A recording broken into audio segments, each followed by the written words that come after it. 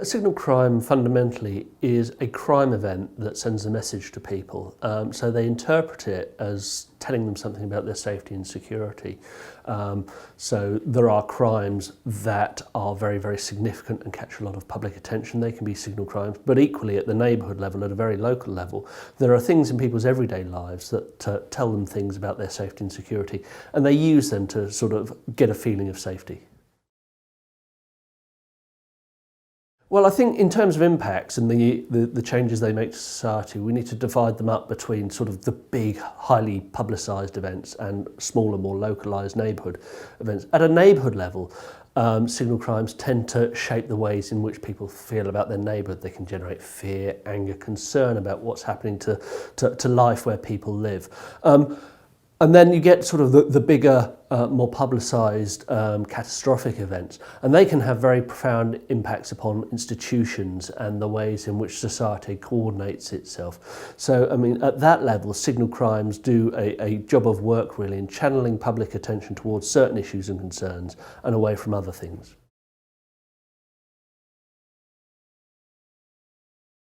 Signal crimes are really quite important to policing and the work of social control more generally, because these are the incidents and events that demand public attention, that capture what the public want the authorities to do something about.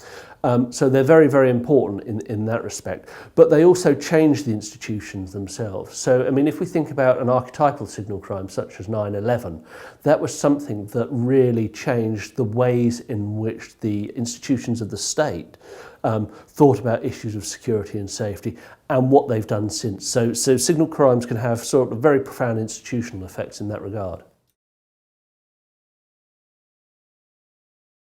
From time to time, every period has its signal crimes. So, I mean, we can think back and we can think about the murder of Rachel McKell, the murder of Stephen Lawrence, more recently the attack on Lee Rigby in Woolwich.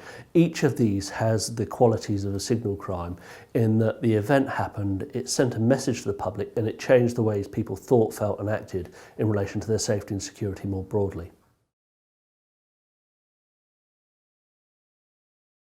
Antisocial behaviour has been one of the most important signal events really that's happened over the last few years, because what happens at a neighbourhood level and what impacts upon the safety and security that people feel in their local communities is one of those hot button issues that they always want politicians and the police to do something about.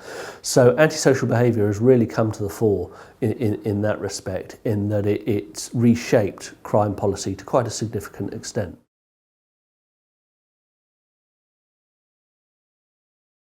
One of the most intriguing aspects of signal crimes, I think, is the ways in which they impact and shape our collective memories. So what incidents do we remember? What do we forget? And how is it that certain crimes from the past create echoes over time that shape and frame the ways in which we think about our safety today? And I think that's one of the most interesting elements of thinking about signals and the messages that certain incidents send to the public. One of the key issues is trying to think about the value of the research on signal crimes, and can you predict which incidents go on to have this signalling function to the public. I think it's very difficult to be able to say you can predict individual incidents, but what you can do is start to tease apart the complex interplay of factors that shape public reactions. So one of the things that we know is it's not just the qualities of the incident itself. I mean, there are 500 homicides a year in England and Wales. Only one or two of them go on to acquire the properties of a signal crime that changes how people think, feel and behave. So what the research that I've written about in the book demonstrates is that there's an interplay, there's an interaction really between the qualities of the incident itself and the things pertaining to that, and actually the situation, the context in which it happens. Because what you see is that in some areas, people are more resilient to the impacts and effects of crime, but in other areas, an incident happens and it really, really does have a major impact in triggering harm within that community.